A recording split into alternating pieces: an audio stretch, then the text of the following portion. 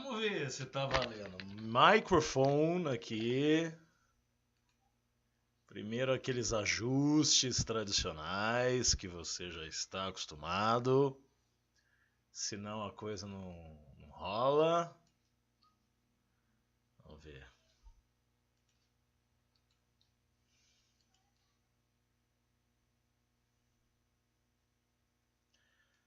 Tira volume, senão dá retorno exagerado. Estamos no ar. Muito boa tarde, meus queridos amigos, clientes, parceiros, canal da MJG. Fim da tarde de quarta-feira, dia 20 de maio de 2020. Primeiro lugar, adivinha o que eu faço em primeiro lugar? Agradeço todos vocês que me acompanham, que me prestigiam o trabalho, que dão essa retaguarda gigantesca, tá? Para um trabalho que é diferente da maioria, né? Papai tem muito orgulho de cada um que está aqui com a gente, sabe da importância da participação de cada um de vocês. E hoje o programa é um pouco diferente do que você está acostumado. É um conteúdo um pouquinho mais técnico, é um conteúdo que tem aí as nossas fórmulas de calcular. E eu vou fazer primeiro algumas considerações importantes para que você entenda o coquetel. Claro que o Nelson, se por um acaso estiver por aí, mais do que nunca a sua participação será importante nesse programa para acrescentar, para corrigir alguma coisa, porque eu vou falar muito da minha própria experiência, né? Utilizando blends de gasolina e álcool. Então vamos entender a proposta que nós estamos trazendo hoje aqui para a nossa comunidade. No Brasil, já há praticamente aí 18 anos mais ou menos, por aí, pouquinho menos, nessa faixa aí, uns 18 anos, foi trazido para o mercado o veículo bicombustível, né, que seria aquele regulado de fábrica, ajustado de fábrica para beber, entre aspas, etanol puro, que não é puro, que eu já falei para vocês, gasolina pura, que é menos pura ainda, ou qualquer uma das combinações entre os dois combustíveis. Lembrando, se você abastece apenas com gasolina, o seu carro roda com um blend de 72,5%. Isso se não tiver nenhuma fraude, nada disso. Percentuais aproximados, 72,5% de gasolina, 27,5% de álcool sem água, álcool anidro, né? Isso é o que apregou a legislação, é a teoria que a gente traz aqui para a mesa. Se você abastece com 100% álcool, né, 100% etanol hidratado, o blend é diferente, 94,5% por aí, às vezes um pouco menos, de álcool e 5,5%, 6% de água, né? Então, quando você abastece o seu carro com gasolina e com álcool, etanol, combustível, em qualquer proporção, obrigatoriamente implica dizer que no tanque de combustível do seu veículo estão convivendo em proporções, em quantidades diferentes, de acordo com o que você decidiu, mas estão convivendo nesse tanque a gasolina, o álcool e a água. Você não tenha qualquer dúvida no que diz respeito a isso. Praticamente, na prática, Todos os veículos equipados com injeção eletrônica, e aí nós temos no Brasil, aí nós remetemos ao século passado, 1993, 94, quando começaram a ser difundidos no mercado os carros injetados, por assim dizer, né, que não utilizavam mais o carburador, utilizavam módulos puramente eletrônicos para gerenciamento do combustível, de todo esse processo. Desde então, a imensa maioria dos carros, a gasolina na época, era equipada com eletroválvulas injetoras, os bicos para os íntimos, com a capacidade de absorver um combustível que tivesse no mínimo 15% de gasolina na sua composição. E a gente vai ver aí no Excel que eu preparei para acompanhar essa aula que a gente vai dar aqui, várias fórmulas simples que eu fui adotando e que vão fazer você entender melhor. E eu também vou aproveitar, porque é outra coisa primordial explicar para você.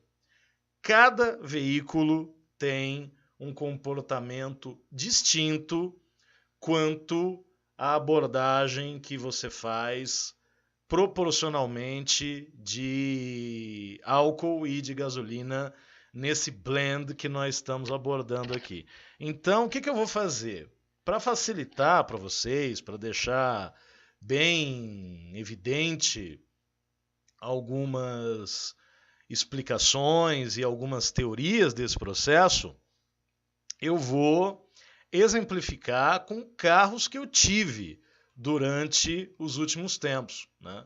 Eu vou ilustrar para vocês com o comportamento de alguns carros que eu tive nos últimos 10 anos, o que nós poderíamos imaginar, e aí algumas leituras também que eu me permito fazer, que eu acho que são de extrema importância. Nós vamos falar, como de hábito, vamos falar a verdade, né?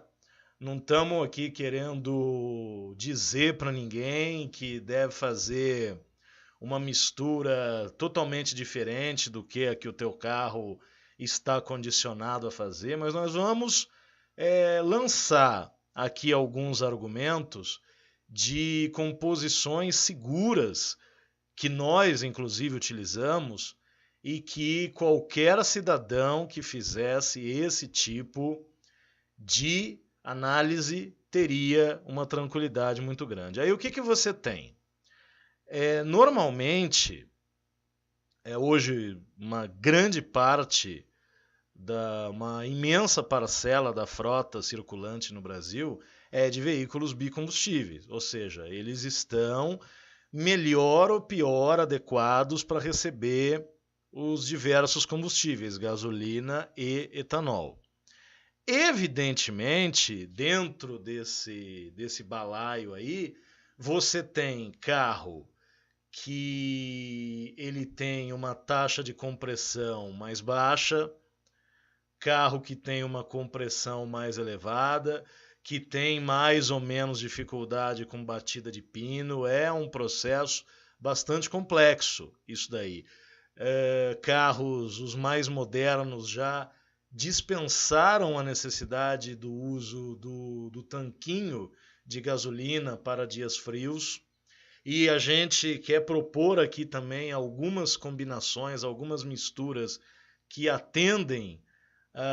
Boa tarde aí para o Sandrão.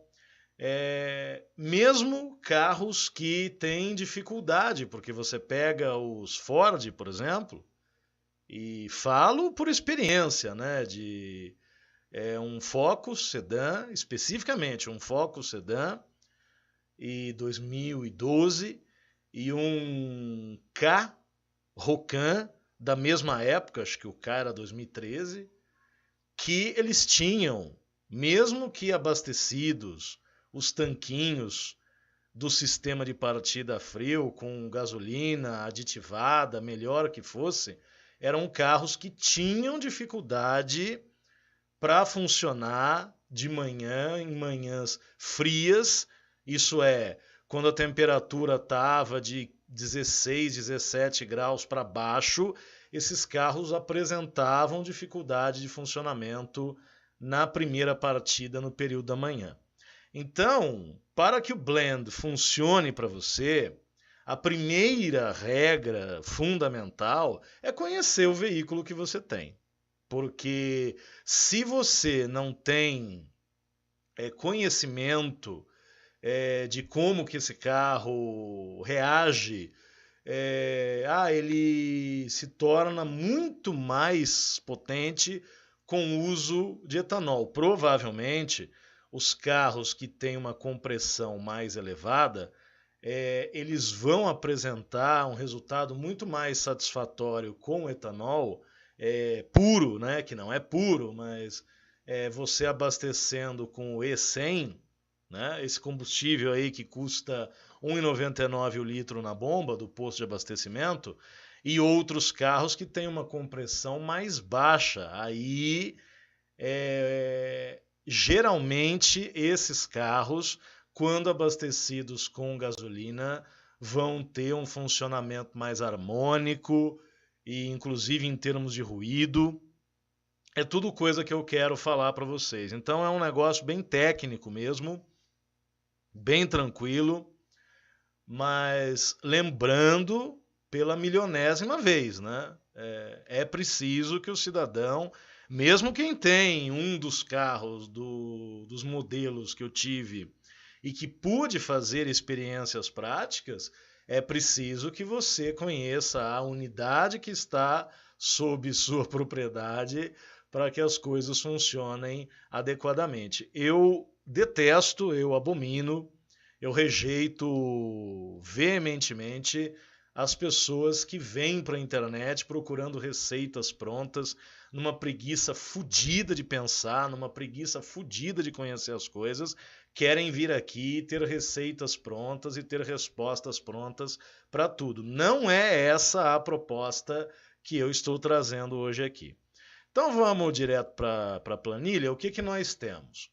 Você precisa saber qual é a capacidade do tanque do teu carro, quanto que está custando o litro do etanol combustível, quanto que está custando o litro da gasolina. Então, aqui em Bauru, nós estamos com um preço médio, neste exato momento, de R$ 1,99 para o litro do etanol hidratado, R$ 3,49 para o litro da gasolina, que contém 27,5% de etanol anidro na sua composição.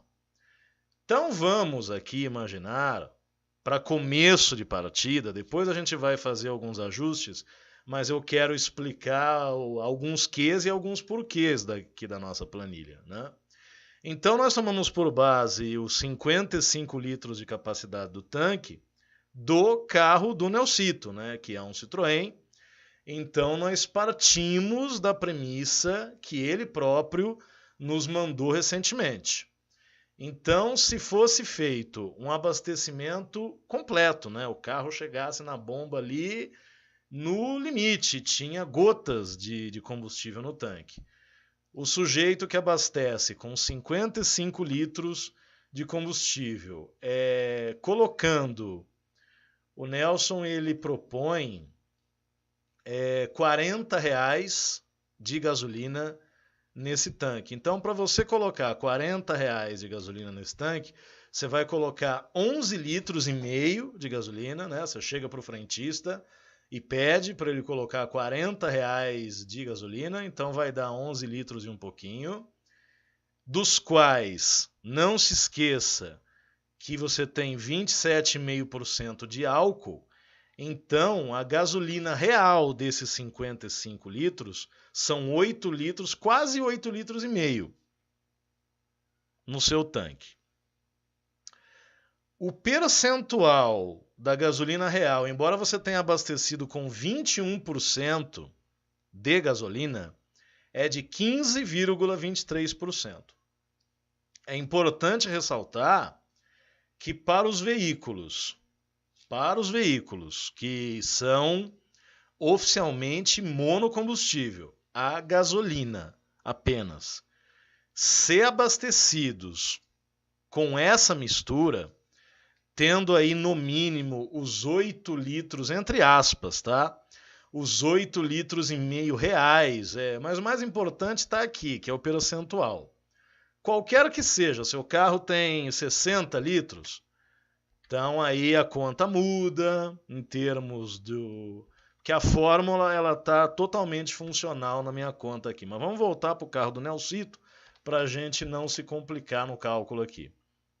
Então, com essa combinação, você abastecendo 21% do total gasolina, você terá os 15% da gasolina real no tanque, o que vai representar de cara uma coisa muito intrigante.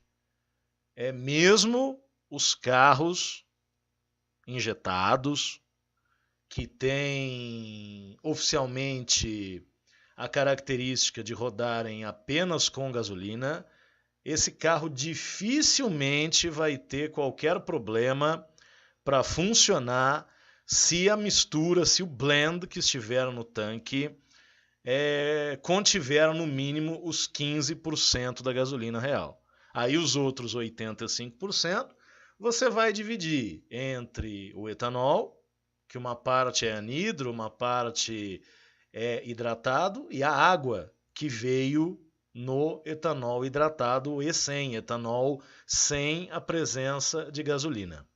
Observa aí comigo também que nesse abastecimento o cidadão gastou aí R$107 e alguma coisa, né?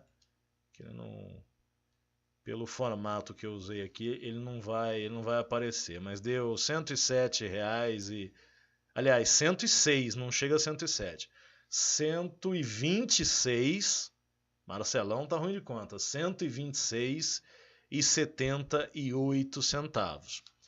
Como foram 55 litros, significa que cada litro de combustível, essa mistura que foi feita, tem um custo prático de R$ 2,31. Porque tudo isso, está aí o Sandrão nos acompanhando, tudo isso representa um cálculo diferente que você vai fazer. Vamos imaginar um carro na regra antiga, que o cara que seja apenas a gasolina, que o cara não queira correr risco, mora numa cidade mais fria e ele queira colocar meio a meio, o rabo de galo, como a gente dizia antigamente, meio a meio. 50% de gasolina oficialmente, 50% de etanol combustível, para não ter problema de dificuldade de partida, esse tipo de coisa, engasgar. Olha como as contas todas mudam, né?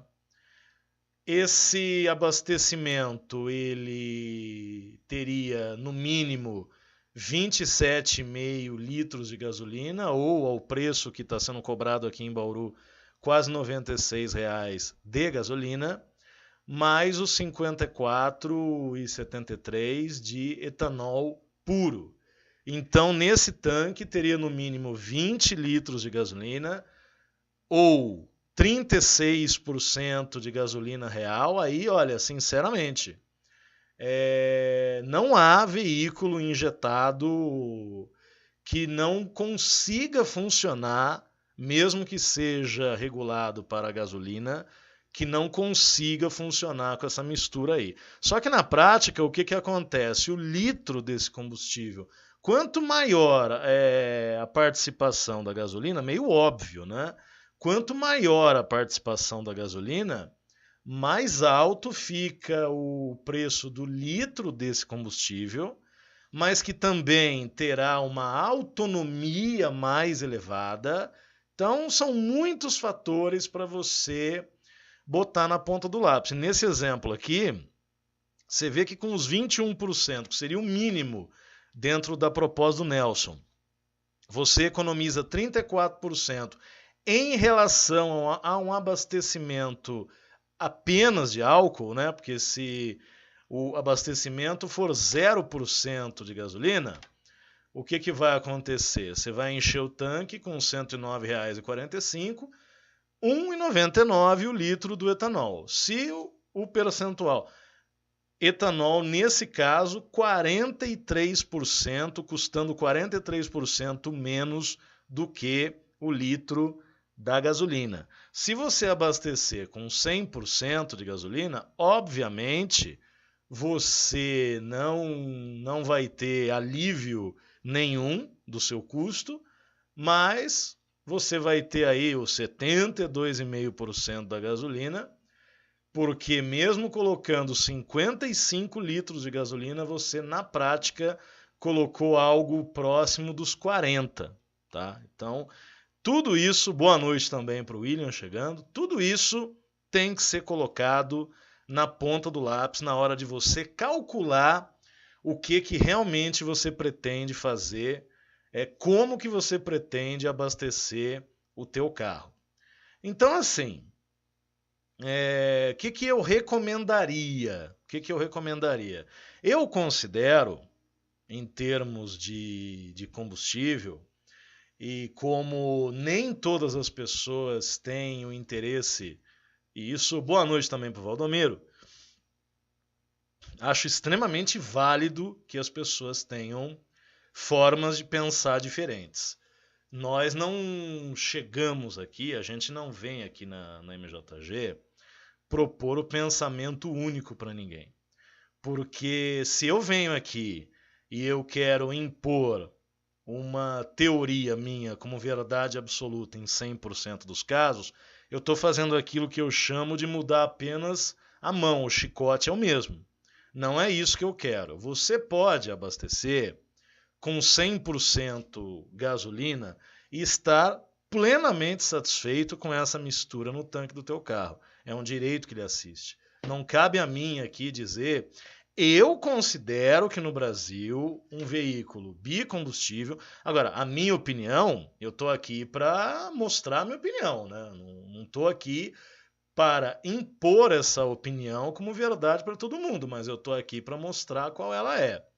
E eu considero que no Brasil, o mínimo que você pode fazer, e isso eu considero extremamente válido, é você colocar no mínimo aí seus 80%, porque olha só, se você colocar 100% gasolina, você vai gastar R$ 191. Se você colocar 80% de gasolina, ou 44 litros dela bruta e o restante em etanol, você vai economizar aí algo próximo de R$ 10 por tanque. Quem roda apenas em trajeto urbano, a questão da potência adicional oferecida, apresentada, entregue pelo etanol combustível, não vai ser lá muito perceptível no seu dia a dia, né?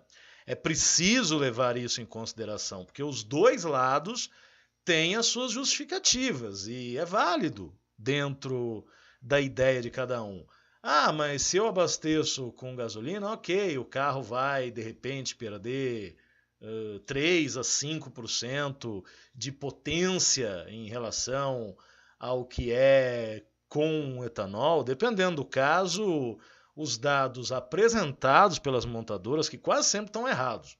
Os números apresentados pelas montadoras, dependendo do caso, é mais ou menos por aí, um pouquinho mais, na faixa às vezes até de seus 10%, dependendo do carro. E alguns carros as montadoras colocam que é algo que contraria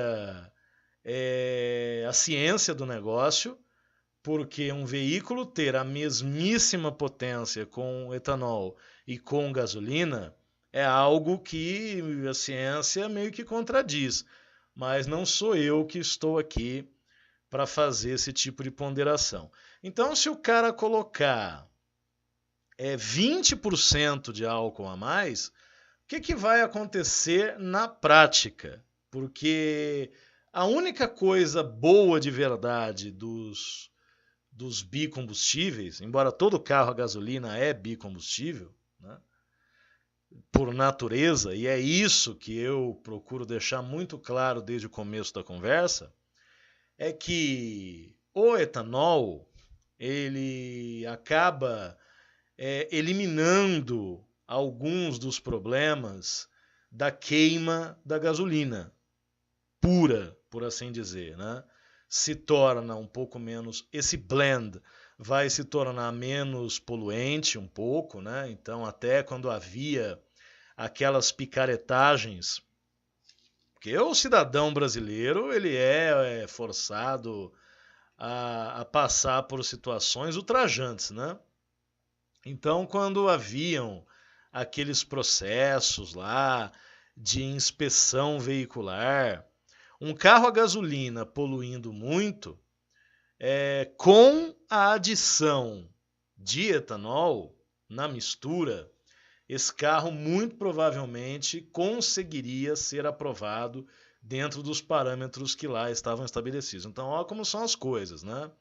O álcool ele tem esse benefício. Por outro lado, quando você abastece apenas com etanol, né, o E100, o combustível de 1,99 o litro na bomba, este produto gradativamente ele vai gerando uma goma nos injetores, em todo o sistema, e que a gasolina consegue dissolver isso. Então, veículos abastecidos, lembra que a gente comentou no test drive do Fora de Cá que a própria montadora colocava lá na portinhola do tanque, que de vez em quando, isso é sim salutar, né?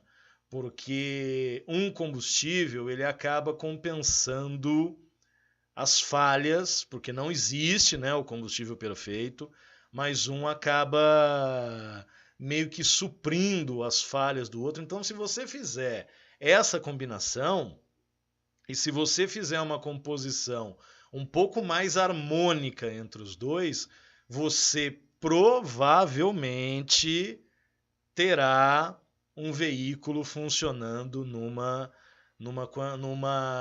eficiência melhor, né? Então, a gasolina, a qual foi adicionado nesse exemplo que eu estou dando aí, 20% de álcool, né, hidratado na mistura, o cidadão economizou quase R$ 10 aos preços, né, que estão aí sendo mostrados, né, deu 9%, deu até mais de 10, né?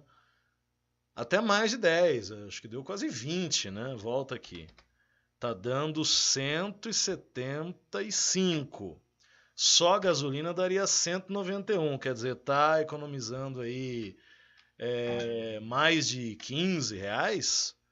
É um negócio interessante, né? É um negócio para você ponderar, Deixa eu só responder um negócio aqui. Pera aí, moçadinha. Vamos lá.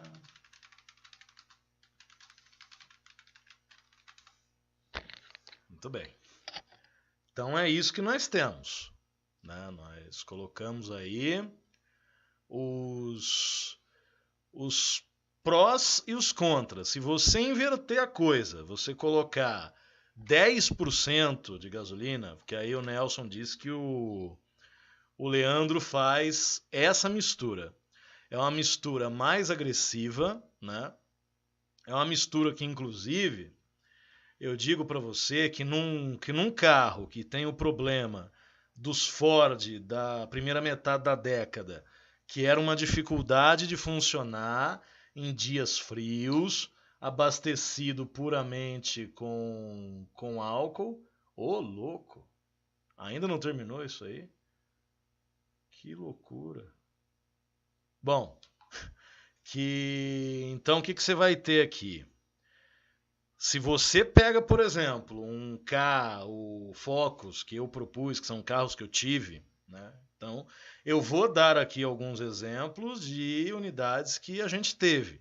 E eles apresentavam, ambos tiveram esses problemas. Em dias muito frios, nós tínhamos dificuldade do veículo funcionar de manhã. Você está com uma temperatura aí de 15, 16 graus, você acaba tendo uma dificuldade grande de funcionamento do veículo nessas condições. Outro exemplo que eu quero trazer aqui para vocês, que eu acho que é super válido, para que as pessoas entendam o que eu quero dizer dos carros que haviam sido concebidos originalmente para beber apenas gasolina, eu vou dar o exemplo do Astra que nós temos, né? Então, quando nós falamos do Astra, nós falamos de um carro de 52 litros de capacidade no tanque. E no caso desse carro, o que aconteceu? Um pouco antes de procedermos às mudanças mais invasivas, parte de cabeçote, né? Rebaixamento de cabeçote com aumento de taxa, mudança de comando, mudança de polia, mudança de coletor de escape e outras tantas que nós fizemos nesse carro, nós fizemos algumas experiências no dia a dia com o veículo ainda sem ser modificado, né? Sem ser remapeado. A gente colocou um percentual, a gente colocava um percentual de gasolina, que é aquele que eu falei, que são os 21%, que em cima da capacidade do tanque, o veículo com 21% de gasolina, abastecido na bomba 21% de gasolina, vai representar que o álcool e a água que estão presentes ali, eles vão dar quase 85%. Mas o mais importante, a gasolina presente ultrapassa os 15%. Sabe o que acontecia? Que nós fizemos essa experiência durante uns 20 dias, mais ou menos, umas 3 semanas. Estávamos numa temporada de primavera, né? Foi no mês de setembro de 2017. Estávamos numa época de primavera que não tem as temperaturas mais altas, mas também não tem abaixo de 20 graus, geralmente, que é o que notabiliza o inverno.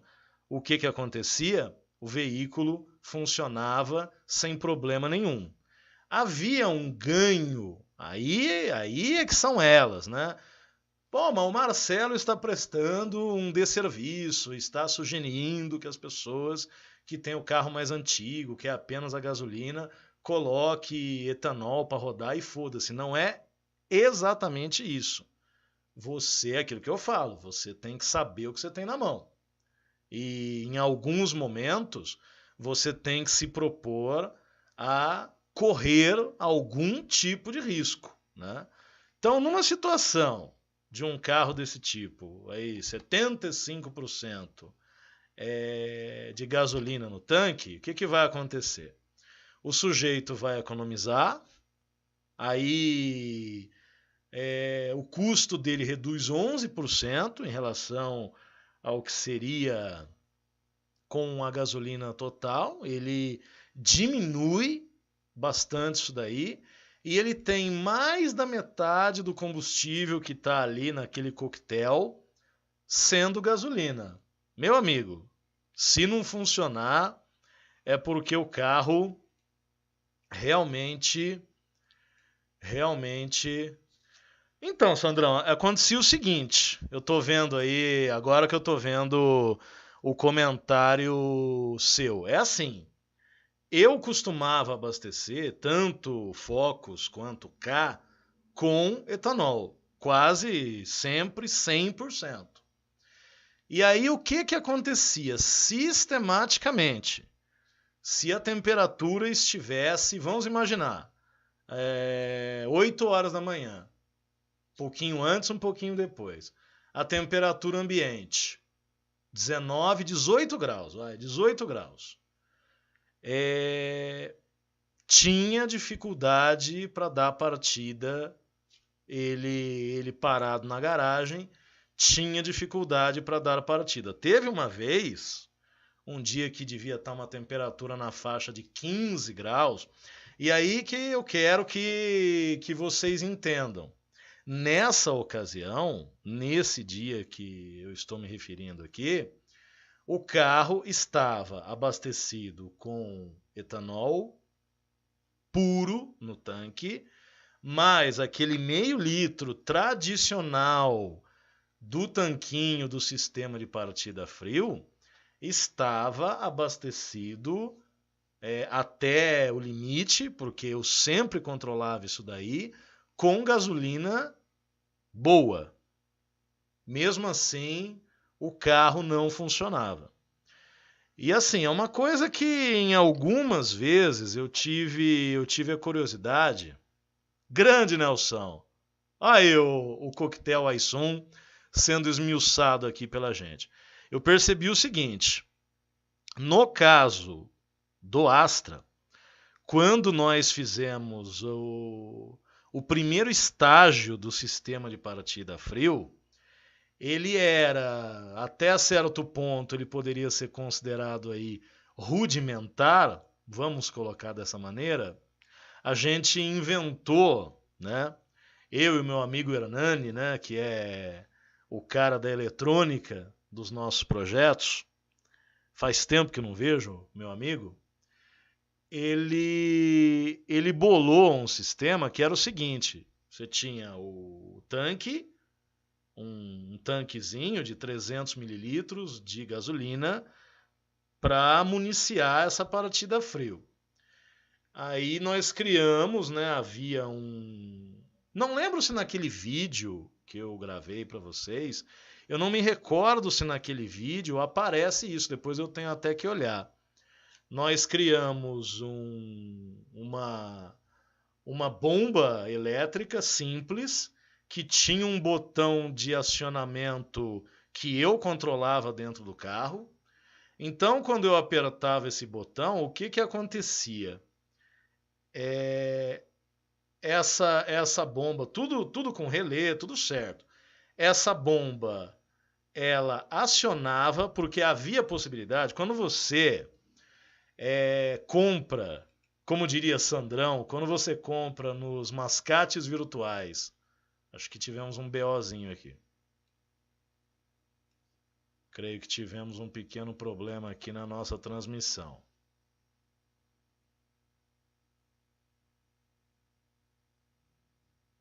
Vamos ver se já está tudo ok.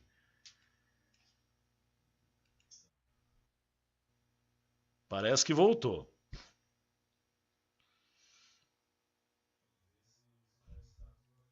Ó, para mim aqui, nesse exato momento, voltou numa boa. Espero que para vocês também.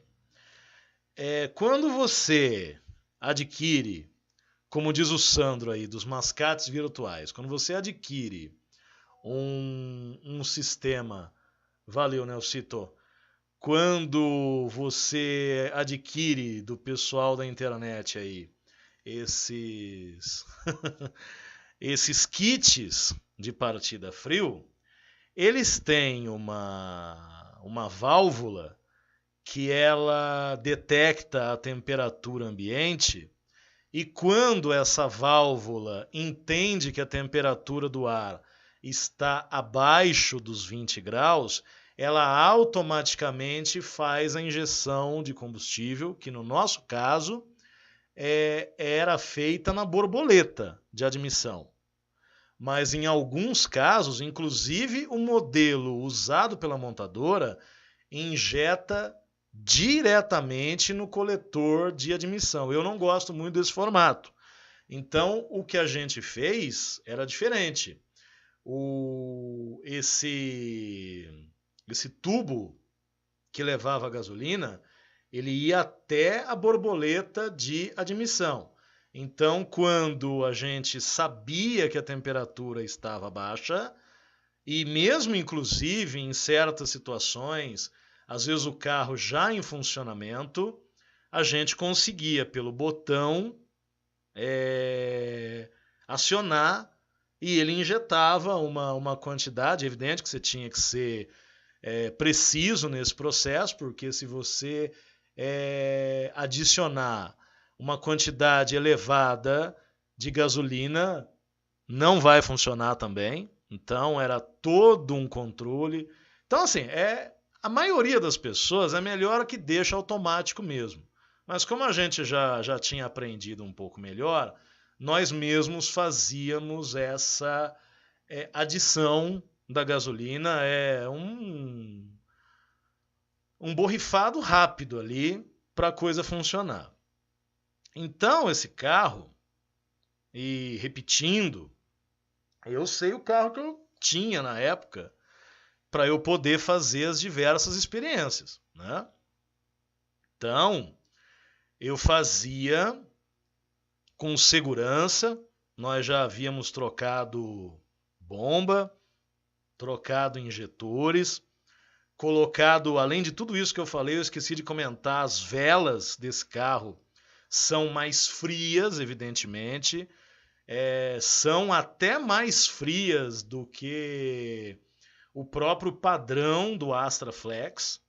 Então nós fizemos um projeto bem específico, né? Então não serve de parâmetro para qualquer um, foi um projeto bem particular.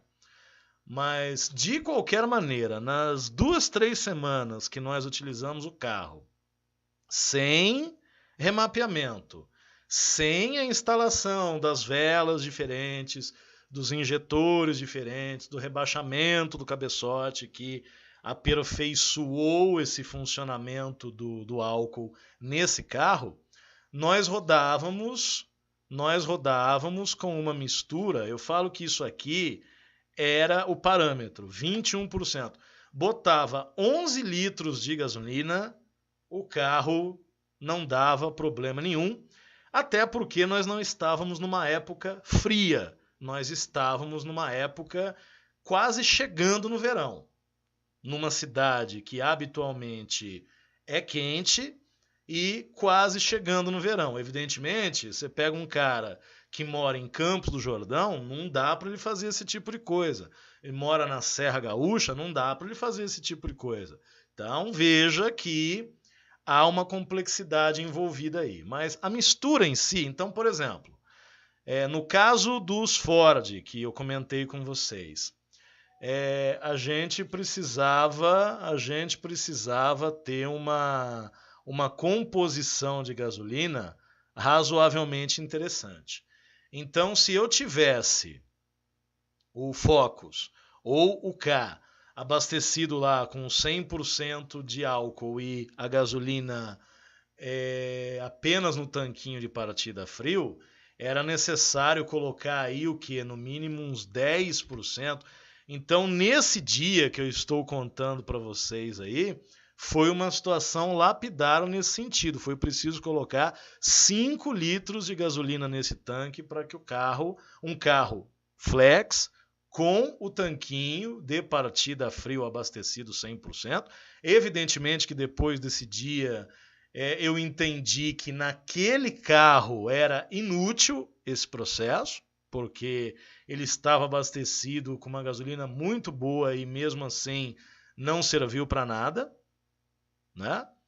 Então, cada carro você vai ter a sua composição. Quando você coloca aí, voltando para o parâmetro dos carros do Nelsito, quando você coloca um percentual abaixo eu falo que 21% será a quantidade que você vai ter, no mínimo esses 15 aqui. E olha, se tiver dificuldade na partida frio, alguma coisa está errada com esse equipamento. Quando você coloca um percentual menor de gasolina, por exemplo, 10%, aqui no caso que a gente está falando, 10%, o que vai acontecer?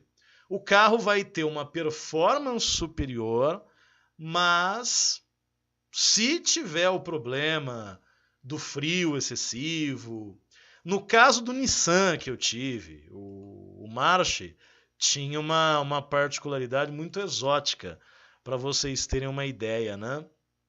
A própria Nissan, nos seus documentos oficiais, chamados de Manual do Proprietário, ela sugeria que Aquele motor, o HR16DE, que é uma joia de motor. Eu considero que precisaria muito. Perfeito, Sandrão. Esse é outro ponto importante.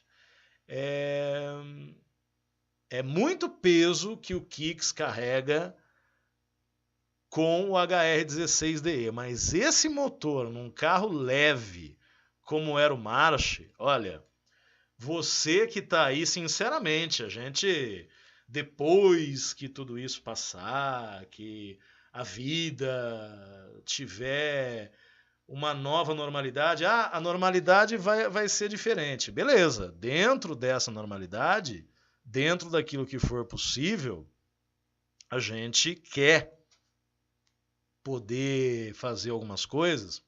Olha, é um carrinho, apesar de feio, horroroso, né? Por sinal, eu que tive um March e falo abertamente que era um carro feio para burro, nunca tive problema em lidar com isso. Ficar ofendidinho porque alguém falava, quem primeiro fala mal sou eu mesmo, que sei os problemas que o carro dá. Mas se você pega um carro daquele March, os primeiros, você coloca, porque no caso do March, você precisa colocar pneus mais largos, porque o carro, apesar de ter um desempenho ótimo, ele não tem estabilidade alguma, até porque ele é um carro alto. Fica também a título de curiosidade que o March daquela época, ele era mais alto do que o Fox, que é um carro que fazia o marketing em cima dessa questão de ser pequeno por fora e gigante por dentro. Só que se você quiser fazer um projeto com aquele carro, você usar pneus mais adequados, porque o carro é leve, o motor é muito performante, então você precisa colocar uns pneus, mas se você colocar e alguns outros ajustes aí, sem muita 9 horas, é um carro que você compra por 20 e poucos mil reais, você tem a chance de um projeto muito interessante para você dar uma envergonhada nos palhaços aí na rua, brincando. E além de tudo, claro que, com tudo isso que eu estou falando, o carro ele vai consumir mais, isso é óbvio, né? E o arrasto, por você ter pneus maiores, o arrasto muda de figura. Tudo isso é óbvio. Mas, se você quer um projeto que ninguém é um sleeper, né? Ninguém vai olhar para o teu carro, vai achar que o teu carro se arrasta, precisa ir um caboclo atrás empurrando, é uma das melhores alternativas que você tem. Isso é preciso pontuar. O Sandro fez uma observação aí, que eu já fiz aqui algumas vezes, e eu assino embaixo no que ele está dizendo, porque também não custa lembrar que é um argumento que eu defendo há anos. Um dos principais fatores ignorados, além aí de calibrar os pneus que vocês estão falando, outras coisas e tal, a calibragem tem que ser no começo da manhã ou à noite, porque se você for calibrar os teus pneus na hora do almoço num lugar como Bauru, o que vai acontecer? Se ele está com a calibragem certa e você for lá no calibrador e colocar a calibragem certa, ele vai até tirar ar de dentro desse pneu, porque em virtude do calor, você tem agora me fugiu a palavra, rapaz. Mas os gases, eles dilatam ali dentro do pneu, e esse pneu, conforme for esfriando, ele ficará abaixo da calibragem adequada. É que aí, entrar nesse mérito não é discutir o coquetel, Entrar nessas discussões é a gente argumentar sobre maneiras inteligentes, efetivas e comprovadas de reduzir consumo de combustível. E a lógica que se aplica aos pneus também se aplica para o abastecimento. Porque se você abastece na hora do almoço, você pega um lugar como Araçatuba, como São José do Rio Preto, né, cidades que eu adoro, mas que são conhecidas pelo seu clima ridiculamente quente. Se você abastece num lugar desse na hora do almoço, acredite em mim ou não, você estará, além de tudo, pagando mais, porque há uma expansão dos gases e você vai acabar gastando mais pelo combustível. Horário de ir para o posto de abastecimento. Cedinho, quando você acabou de levantar, você está indo, de repente, para o trabalho, você pode estar indo ou voltando, né? Ou, à noite, por exemplo, uma hora dessas, é aceitável que você abasteça o teu carro, que você calibre os teus pneus. É que assim, eu não estou me aprofundando nisso, porque se a gente for falar disso aqui agora, nós vamos abrir muito leque e vamos partir para uma discussão que não é o foco do programa. A gente pode fazer isso ainda essa semana num outro programa. Mas isso tudo que vocês falaram é a mais pura realidade. Agindo dessa maneira, você economiza. Então, para encerrar o assunto, horário é importante, é fundamental. Calibrar os pneus é fundamental. E o peso morto dentro do carro é uma coisa que você tem que eliminar completamente. Então, você tem algo ali que não funciona, que não serve para nada, que você não vai utilizar e que está agregando aí 15, 20 quilos ao peso, à massa total do veículo. Em alguns casos também vale a brincadeira, porque nessa brincadeira eu me incluo antes que alguém diga alguma coisa que não há necessidade. Mas é preciso que você também considere, não é piadinha, é preciso que você considere, em alguns casos, eliminar alguns quilos da sua massa corporal, porque teu carro vai andar mais, vai gastar menos e vai fazer bem para a tua vida como um todo. Então, o processo, todas essas discussões que nós estamos travando aqui, perceba, elas são bastante amplas. Um cidadão que faz esse abastecimento que eu estou propondo aí, no caso, ele coloca aí 5 litros de gasolina, ele coloca R$20 de gasolina num abastecimento de R$120, praticamente.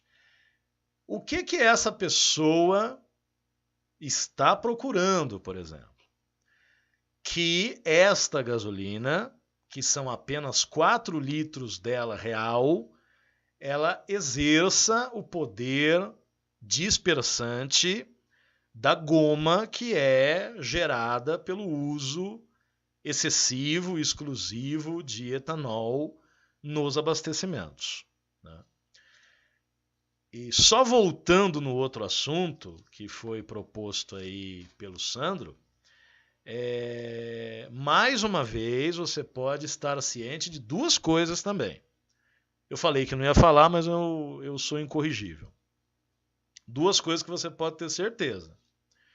Se você não precisa, se no teu caminho rotineiro existe um posto que você confia, um posto que você sabe que o combustível é de boa qualidade, é muito mais inteligente você abastecer parcialmente o seu carro. Então, como o Sandro coloca aí, 50, enfim, depende o quanto que você roda, mas coloca um valor que vai representar uns bons quilos a menos, né? Então você pega o meu carro, por exemplo, um tanque de 52 litros, esse carro a meio tanque você está deixando de carregar praticamente 30 quilos de um lastro desnecessário, tanto que nos carros de corrida, o lastro, e está aí o Nelsito, o nosso piloto, né, o piloto oficial da MJG, o lastro eram, às vezes, galões, né, de algum líquido que o indivíduo carregava dentro do carro. Então, se você puder, se você tiver essa categoria, você vai economizar bastante, não abastecendo aí 55 litros. Então, por exemplo, o meu, em vez de abastecer os 52, abasteça 26. O que vai acontecer? Você vai economizar. Isso aqui é em relação ao preço da gasolina, esses 39%. Mas um coquetel desse, com meio tanque, porque você passa diariamente na frente do seu posto de confiança, você vai economizar mais, porque você evita carregar peso desnecessário. Isso é uma... Aí, ó, você fala... Perfeito, Sandrinho, ó. Você fala todas as questões que influenciam. O Renegade é um baita de um carro, né? Nós não vamos aqui falar mal do Renegade por causa do Filipão. Mas é um baita de um carro, já testei aqui na MJG. Em termos de conforto, de acabamento, aprovado. Mas o Renegade é uma parede sobre rodas, né? Quer dizer, tem um coeficiente aerodinâmico, um CX horroroso, como todos os crossovers, por sinal. Ele usa pneus... Vou até olhar aqui se o Renegade que eu testei era 18, era aro 18 ou 19. Que não dá para lembrar de tudo. Acho que era 18. Então são rodas enormes. É uma coisa complicada, né?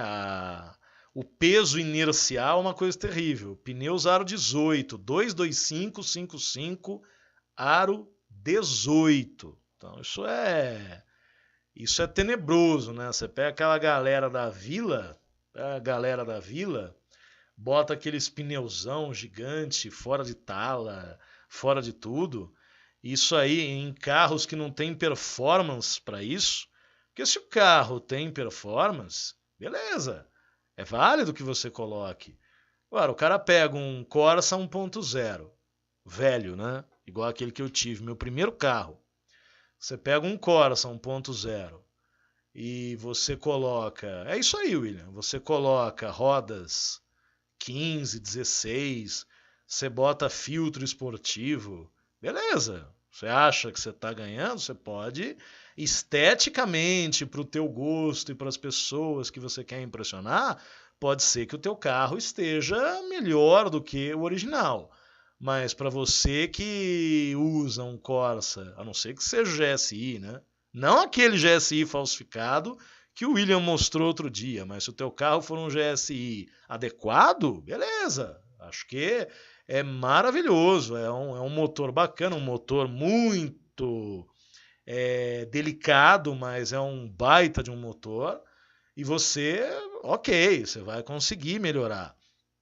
Mas você pegar um carrinho 1000, colocar essas porcariadas, sabe? Colocar rodona, rebaixar o carro, botar filtro esportivo de ar.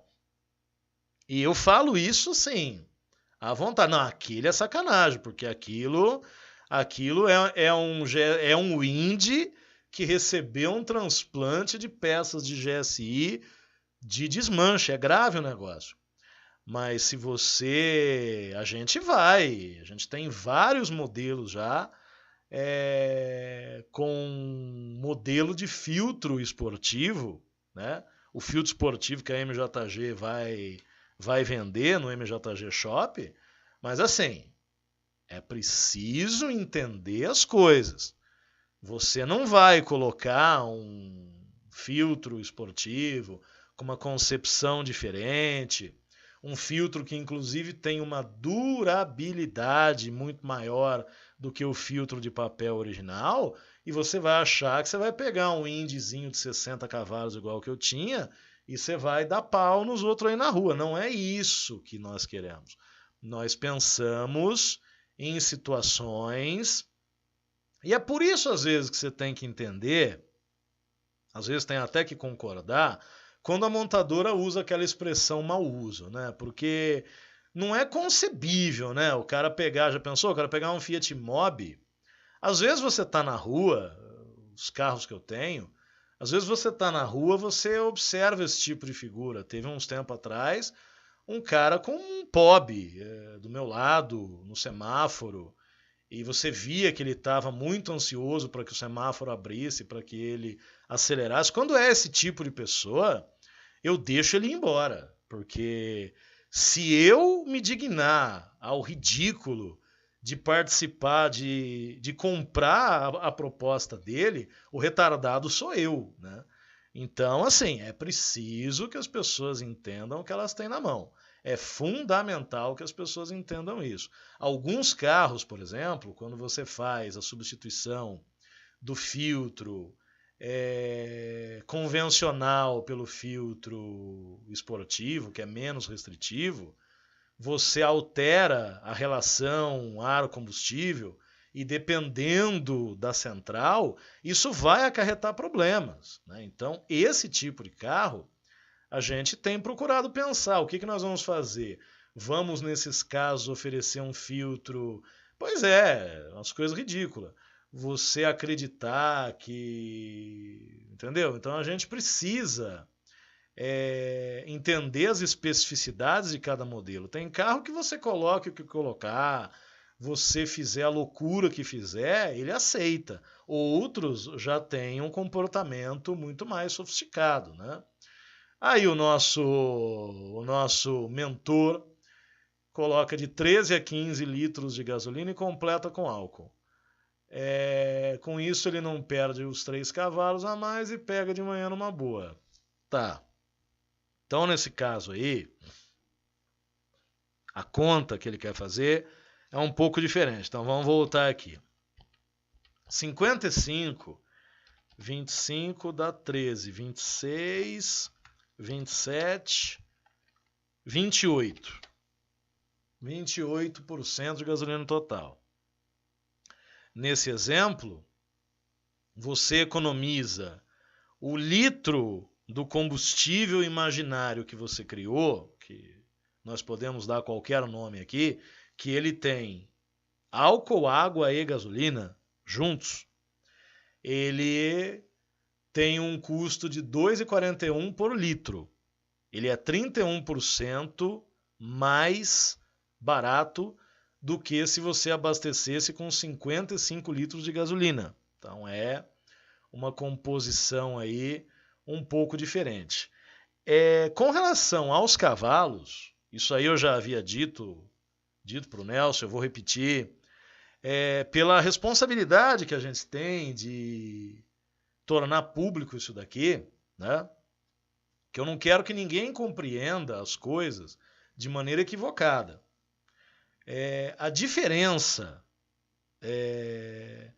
da potência do etanol, que é maior, para a gasolina, que é menor, ou na melhor das hipóteses é igual, de acordo com o que a montadora disponibiliza, o mais correto para você saber qual é a diferença de potência do teu carro usando gasolina ou usando álcool seria passando esse carro num dinamômetro para ver quanto ele rende no álcool, quanto que ele rende na gasolina. Eu acho que é muito importante, Nelson, a gente colocar para o pessoal que está nos assistindo, o pessoal que não é do nosso grupo, exato, o digital influencer barbudo da internet que falou que a diferença era de 3 cavalos. Você pega, por exemplo, aí o Polo TSI, 128 cavalos declarados no etanol e 116 Deixa eu ver. Isso aqui o Sandro tinha obrigação de saber, né? Porque é o... Vamos ver. Vamos ver. Se eu não me engano, é 128, 116. Então, nesse caso, a diferença é um pouco maior, né? Seria 128, 116. Então, a diferença que a Volks declara é maior do que os 3%. Mas assim, não vem ao caso. Eu acho que é uma mistura perfeita. Agora virou mania na internet. A hashtag iSum daqui a pouco será trending topic no Twitter, né? Então é assim, essa mistura para o uso diário, para o uso urbano, e não é agradando o Nelsito, não, porque eu não tenho esse talento. São amigos, são irmãos que eu tenho aqui. Mas eu não tenho esse tipo de atitude, não. Pro uso cotidiano, é isso mesmo, né, William? Pro uso cotidiano na cidade, eu considero esse blend perfeito. Acho que assim vai atender, você vai economizar. Sem dúvida, você já está economizando no litro, na bomba. Você vai conseguir algo adequado, porque também, considerando num roteiro urbano que se faça, e principalmente vocês aí que vivem na metrópole, onde quase nunca você consegue extrair o máximo do carro. Então se perde 3, se perde 5, que você tem aí 128. Vamos fazer a conta porca aqui. O TSI, a diferença é de 9,5%. Né? O HB20, deixa eu ver o HB20 novo, como que é essa relação. O HB20 Turbo, pode ser, o HB20 Turbo. Volta aqui para mim. 120, lá, 120 em ambos, não acredito. O HB20 1.6. Esse tem uma diferença também razoável. 130, 123. Então, esse vai dar aí seus 5%. Declarado, né? Porque na prática eu considero que é muito mais. Era bizarro, por exemplo, no March, porque a Nissan declara até hoje no Kicks, e o próprio March existe ainda, por incrível que pareça. A Nissan declarava que era a mesma potência, e não há a menor discussão. Não tem nada a ver o rendimento, o desempenho, a performance do carro com um ou com outro. Então, de cara, a gente não vai entrar nesse mérito porque as fichas técnicas são muito estranhas e não cabe a mim, sem os testes práticos de dinamômetro, dizer para vocês como que é, como que não é. Vamos partir da premissa que a montadora está fazendo a divulgação de um dado correto. Por exemplo, o K 1.5, que eu já testei também aqui para o nosso test drive MJG. 136 CV no etanol, 128 na gasolina. Beleza. Aí ele coloca que o torque é o mesmo nos dois combustíveis. E é mecanicamente impossível que seja assim. Né? Até porque se o torque fosse igual, que é o que manda de fato, inclusive para você calcular a potência, você não teria potências diferentes. Então você vê que os dados eles são equivocados, mas para que a gente viesse aqui e desmascarasse isso, que também nem é a intenção, né? Nem é a intenção. Nós precisaríamos... pode perder um pouco nesse quesito. O Veloster dispensa comentários. Neste quesito aqui, né? Como você tem um percentual, a gasolina real ali é 20%, então você vai ter obrigatoriamente uma performance bem acima do que é o carro exclusivamente com gasolina no tanque, né? Então, isso com certeza você vai ter um comportamento, indiscutivelmente, você vai ter um comportamento que é bem mais satisfatório do que com o carro 100% a gasolina, que não é 100% a gasolina. Se você abastecer só com gasolina, na verdade o que acontece é isso aqui, são 40 litros em 55. Os outros 15, etanol e água. Então isso, 28, né, que a gente tinha falado, 28, 27 ou 28? 28 litros. Olha só que economia legal. Então é isso, gente. Então, também, verdade, né, William? Também está equivocado, porque não é possível, porque assim, vamos lá, o March, a não ser que a Nissan também entrou nessa aí. A última vez que eu tinha visto, não. March 1.6, que é o que eu tive. Ah lá, eles declaram 111 CV e 15 quilos de torque em ambos os combustíveis. Eu não concordo com este argumento, mas se você diz que o teu motor rende a mesma coisa de potência com álcool e com gasolina, o torque de ambos tem que ser o mesmo. Se nós temos aí, por exemplo, no caso do TSI, do Polo, Virtus, etc. e tal, uma diferença de quase 10%, você ainda argumentar que o torque é o mesmo, então a Volkswagen reinventou a mecânica. Porque isso é um preceito mecânico assim básico, né? Não é possível que um veículo que tenha uma diferença de potência entregue ofereça a mesma coisa de torque. Isso não é possível. Isso é uma coisa que não tem o menor cabimento. Então é aquela velha história, discussões que não dá nem para começar. Porque a mecânica diz o contrário, né? Então tá aí apresentado o coquetel, né? Uma planilha bem besta aqui, bem simples que eu fiz no Excel. Você pode trabalhar aspectos dessa planilha, melhorando essa planilha. Dá para fazer planilha sempre aquela coisa que é a mais importante, né? Qual é o custo do quilômetro rodado, né? Que eu estou sempre aqui falando. O pessoal tem dificuldade às vezes de entender. Dependendo do carro, não é o fato do etanol ser mais barato que propriamente ele entregue um quilômetro rodado mais barato do que a gasolina. Então a gente precisa sempre trazer aqui esses valores, e até foi bom a gente já introduzir também esse argumento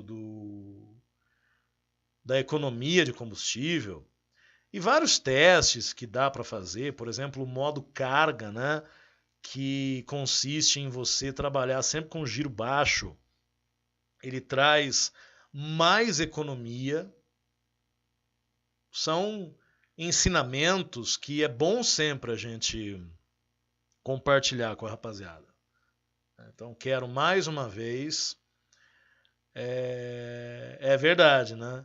Não é um motor 1.0 e não é um motor que tem 20 quilos. É um motor 200. Olha, isso daí é um troço ridículo, né? Como a gente conversou hoje no grupo, algumas pessoas que trabalham nas montadoras aí, têm cargos importantes nas montadoras, o ser humano às vezes ele deixa que a vaidade, e eu acredito que é o que aconteça em várias delas sim, eu não vou citar nenhuma nominalmente, Mas eu tenho certeza que em várias montadoras ativas no mercado, a vaidade supera o bom senso.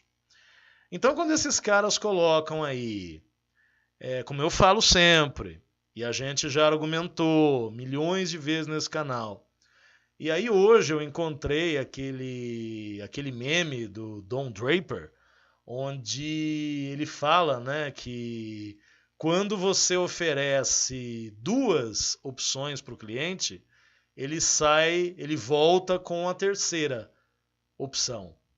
Então, é tanta burrice desses caras. Eu não vou dizer que ninguém comprou diploma, né? Não vou ser grosseiro como o Nelsito, né? Eu tenho um comportamento mais diplomático, né? O Nelson que é mais esquentadão. Mas assim, eu não vou entrar no mérito, não é da minha conta, não trabalham, não trabalham para mim, não trabalham comigo, não tem nada a ver. Mas quando você deixa nem comenta. Quando você deixa a sua vaidade, seu orgulho falar mais alto do que o bom senso, o resultado é esse tipo de coisa aí. Então, jamais, jamais. E aí me lembra os cretinos aí concordando. Aí o que acontece? O... cada um, né, com a tua natureza. A beleza da vida é essa. Então, quando foi sugerido aí que a Chevrolet do Brasil tinha que trazer aquela porcaria daquele Spark para o Brasil e outras pérolas que a gente escuta aí e reage com veemência, porque está sendo contrariado, se faz uma coisa dessa, está contrariando tudo, está contrariando o bom senso, está contrariando o que deu certo já, o que depois de muito custo conseguiu, né? Que a Fiat dominou o mercado durante muito tempo, com a sua tropa de choque, né? Que era Uno, Palio, Siena vendendo muito bem, Estradinha sempre no topo. Então, quando alguém tenta reinventar a roda porque quer escrever o seu nome na história, quase sempre o resultado é o fiasco. Então, isso aí que o nosso amigo Nelsito propõe é uma prática comprovada que funciona. Já testei nas minhas viaturas, funciona, aprovadíssimo. O Nelsinho está de parabéns. E se você quiser experimentar nesse teu carro, leve sempre todos os fatores em consideração. Não adianta nada para quem quer economia dirigir de maneira soviética e achar que vai ter melhoramento de consumo. Não vai acontecer. Se você quer aumento de performance, não adianta você ficar andando no semáforo, parando a cada 3 metros, achando que o carro vai andar mais. O carro está andando a mesma coisa. Por onde você está andando? Por onde você está andando? Você está andando na marginal todo dia no horário de pico. Você está de brincadeira, né? Então, assim, para que algumas coisas tragam efetividade, você precisa utilizá-las no ambiente correto, nas condições corretas e dirigir o carro do jeito certo. Como eu falo para vocês, a questão dos intakes, né, dos sistemas de captação de ar atmosférico para o carro, eles variam muito. Intakes que oferecem potência, intakes que oferecem torque, quer dizer, às vezes o carro vira um monstro de saída, mas fica fraco de final e vice-versa. Você tem que entender os diversos ambientes. Isso daqui é um negócio, e até me desculpe, quem é neófito e acha que você não vai conseguir reinventar a roda da noite para o dia, né? Então, por exemplo, quando nós fazemos os testes, nós fazemos os exercícios todos de melhoramento de um carro, como o Nelsinho está dizendo aí, às vezes são anos que você passa testando alguma coisa para que ela traga o resultado almejado. Então, entenda isso. Você tem um carro 1.0, você tem um carro de baixa potência, de baixo torque, de baixa cilindrada. Você acreditar que você vai comprar, ok? Porque nós vamos vender. MJG Shop, um dos produtos essenciais do MJG Shop serão... Não, Peugeot 208 vem para revolucionar o mercado. Então não se compra nada antes do Peugeot 208 chegar ao Brasil. Mas para que você consiga determinados resultados, você tem que entender, é o básico, né? É o que a gente fala. Muitos acidentes terríveis, com mortes, principalmente nos finais de semana prolongados e tudo mais, aquela coisa trágica nas rodovias, principalmente no estado de Minas Gerais, porque é uma serra em cima da outra. Mas quando isso acontece, muitas vezes o cara tá com um carro 1.0 que, dependendo do carro 1.0, ele devia ser barrado, da mesma maneira que certos caminhões são barrados nas rodovias pela sua altura, etc. e tal, certos carros, pela cilindrada, pela potência, eles tinham que ser contidos a hora que o cidadão pensa em entrar numa rodovia de pista simples com um carro desse tipo. Porque é aquela velha coisa, você quer ir daqui a São Paulo, você vai daqui a São Paulo, você não pega um metro de pista simples andando pela Rondon, depois Castelinho Castelo. Você não pega 1 metro de pista simples. Então você está andando com um carro desse, dá para você ir? Dá. Um carro desse chega a 120 por hora? Todos chegam. E mesmo alguns dos que têm aqueles tremeliques terríveis, a 120 por hora eles não estão tremendo tanto assim ainda. Agora, o cara vai para Minas, o cara vai para um outro lugar qualquer, certas rodovias aqui do interior do estado mesmo. É pista simples. Aí o cara tá com um veículo desse, que é um carro, como dizem os portugueses, é um carro citadino. O cara vai para a rodovia e ele bota na cabeça dele que ele tem que ultrapassar todo mundo na rodovia. Então, é por isso que as coisas acontecem. Então, você não vai trocar um filtro de ar, você não vai trocar rodas e pneus, coisas isoladas. Vai colocar um intake, vai fazer um remapeamento, vai fazer a substituição do coletor de escape original. Você tem que pensar em tudo isso em conjunto. Você está disposto? Será que vale a pena tanta grana num carro assim? A maior parte das vezes não. Então nós vamos para a área, nós vamos vender coisa aqui, nos tornaremos mascates virtuais também, mas um mascate virtual do jeito do Marcelo, né? Que é falando as coisas do jeito que elas são. Então, você quer botar um filtro esportivo num Mileto, você vai ganhar o quê? 1 cavalo? E olhe lá. Agora, você quer porque o ruído vai ficar melhor, vai ter um ruído de aspiração mais grave, não sei o quê, ok, mas entenda que continua sendo um Mileto, né? Não vai se tornar aí um Tempra Turbo porque você trocou o filtro de ar. Essas coisas, para mim, elas são primordiais. Eu não consigo imaginar nada diferente disso daí, né? Como a gente falou até uma época aí que o Nelson disse, acho que era o Leandro, né, que queria dar um tapa no C3 para ter uma performance um pouco melhor, um remapeamento bem feito. O certo primeiro é você fazer algumas mudanças mecânicas e deixar o remapeamento por último, né? Depois que você já trocou tudo que você acha que vale a pena trocar, você parte pro remap. E às vezes o crime não compensa. Então, a conclusão que a gente chega muitas vezes é que o crime não compensa. Gente, que delícia que é isso aqui, né? A gente começa a falar, porque assim, a troca do filtro eu já recomendava, né? Acho que vai melhorar aí uma miséria, e considerando que filtro é uma coisa que precisa e que o filtro esportivo acaba compensando pela durabilidade maior que o filtro restritivo convencional.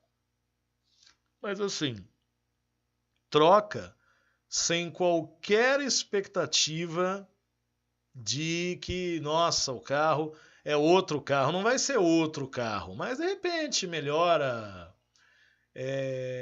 meio segundo num 0 a 100. Em vez de fazer em 2 horas, faz em 1 hora e 59. Em vez de fazer 10 por litro, faz 11 por litro.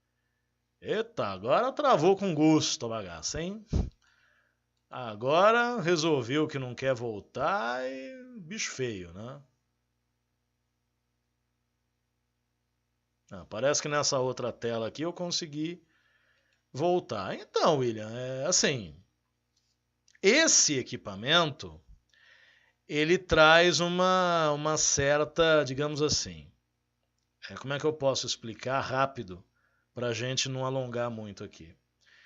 Ele vai trazer uma resposta mais eficiente do corpo de borboleta. Vai ficar mais esperto. Agora voltou. Vai ficar mais esperto. Então, quando você pisa, é aquela conceituação. Carros com aceleração por cabo, você regula. Não, foi daqui mesmo, Sandro. Você regula, e regulando, você tem uma resposta. Sempre falei isso para vocês. No Astra, mesmo no Corolla, existe essa regulagem. E você deixa a resposta do pedal mais esperta, né? Os carros modernos, eles não trabalham mais com aceleração por cabo, é tudo fly-by-wire, é tudo aquela conversão do pisar no acelerador em um pulso eletrônico que vai para a central, e esse processo tem uma demora, né? O que dispositivos como esses todos aí, que muda de nome, o que eles fazem é deixar essa resposta mais rápida, né? Porque eles trabalham diretamente no encurtamento desse tempo de resposta. Mas em termos de... Então, o que vai acontecer? É até engraçado, mas você está no urbano. Mas você está numa situação que às vezes uma aceleradinha, uma saída de semáforo, você vai conseguir economizar um pouco, porque você vai conseguir pegar mais sinais abertos se você tiver à frente da galera que realmente para andar precisa, como diz o Piquet, é só nó cego, né? Ok. Mas em termos de melhorar a performance do carro, inclusive, por exemplo, num 0 a 100, ele já não reflete em nada, porque é apenas para dar aquela resposta do acelerador, e que também quando você vai fazer o 0 a 100, você tem aquele controle de largada, por assim dizer, launch control, para você já sair chutado. Então não faz muita diferença. Mas num semáforo, no dia a dia dentro de uma cidade, essa ferramenta pode ser útil, porque ela encurta essa primeira resposta. Mas numa rodovia, por exemplo, num kickdown, a diferença que isso faz é algo muito próximo de zero. E eu, como sou adepto das bugigangas velhas, como diz o Nelson, eu ainda tenho aqui 2 que são controlados por cabo. Aí é muito mais fácil, porque você regula a tensão desse cabo e, consequentemente, mas não é o teu caso, lógico. Mas eu estou falando, num carro igual aos meus, você regula a tensão desse cabo do acelerador e em cima disso é que nós vamos ter a resposta melhor. Seria legal. Num dia a dia, Sandrão, sabe? Aí numa São Paulo, Rio de Janeiro, cidades grandes, né? E às vezes você precisa daquela resposta rápida, às vezes 2 segundos que você dá uma vacilada, te empata a vida lá na frente que você não consegue sair mais. Seria vantajoso, mas para rodovia, em condições normais, não afeta a potência, não afeta nada disso. Afeta essa primeira resposta. Então, quando você compara, vocês podem pesquisar aí, quando você compara a curva de um carro normal, com acelerador eletrônico normal, de um carro com um desses dispositivos, a não ser que tenha picaretagem no teste, você vai observar o que? Na saída você tem um ganho ótimo. Mas a partir de um certo momento da aceleração, eles se equiparam e não dá mais nada para fazer. Então, é bom num determinado aspecto, sim, fora isso, tanto faz. Precisamos. Não sei se amanhã dá para fazer live, hein? Tá na hora de a gente fazer live de novo. Cadê o Moreiras que sumiu de novo, né? Mas vamos conversando aí, a gente vê o que faz, porque esses assuntos são riquíssimos. Se deixar, a gente fica aqui até o arroz secar. Eu vou concluindo esse trabalho, tá apresentado o coquetel do nosso irmão Nelsito, e a gente se vê, o público aí em geral, a gente se vê no próximo programa público da MJG. Eu queria também falar, vamos ver o que o William disse. Exato. A resposta o Moreiras deve estar nas atividades paralelas. Mas é por aí que funciona. Tá? Então, você sai bem melhor do que com um veículo. Aqui, quando eles tentam alguma coisa, eles já passam vergonha, porque aqui a gente regula. Aqui é raizão, né, Nelsito? Então a gente consegue deixar o carro extremamente arisco nesse processo, mas que também, numa situação dessa, vai gastar mais, né? Porque vai abrir mais a borboleta, vai aumentar giro mais rápido, mais giro, mais injeção, né? Porque o mapa se baseia nisso, né? Um mapa de injeção, um fator primordial é a rotação que o motor está. Então tudo tem os seus dois lados, né? Vai ser um carro muito mais esperto, mas fatalmente você vai perder em termos de economia, porque já diria Nelson Aissum, não existe ganha-ganha em matéria de mecânica. Meu muito obrigado a todo mundo, um bom jantar aí para todos. Eu iria fazer algumas exposições da MJG pós-pandemia, pós-quarentena, mas o programa se alongou um bocado, eu acredito que fique para amanhã. Acho que é mais adequado, alguma coisa bem por aí. Você vai ganhar por um lado, mas você vai perder por outro. Tanto que, lembra aquela vez no fim do ano que eu mostrei? Eu estava numa situação que eu podia querer que o Astra economizasse um pouco mais, eu mudei a regulagem do cabo para que a resposta fosse mais lenta e com isso eu economizei. Aí quando foi para pegar pista, etc e tal, aí eu fui lá e regulei de novo para aquele sistema que você encosta, o bicho vai embora. Vamos que vamos, minha gente. Quem vai embora agora? Estou indo embora. Sou eu. Um grande abraço em todos e até a próxima.